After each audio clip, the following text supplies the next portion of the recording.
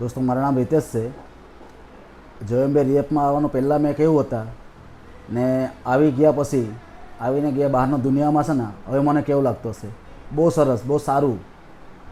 એટલે મેં પીવાનો ચાલુ કરેલો 16 ને 17માં. બહુ પીધું એટલે હદથી બહાર.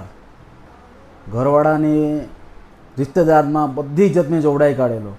ને આજે મેં છે ને આજે એટલી લાઈફ જીવું છું કે આજે બધા મારી છે ને પાછો લાગણી થઈ ગયા. કેમ કે છે ને જિંદગી મારો એકદમ દારૂ જ મારે બગાડેલો હતો, બીજું કંઈ નહીં. એમાંથી તમે દૂર રહીને ખાલી જોશો કે કેવું લાગે છે.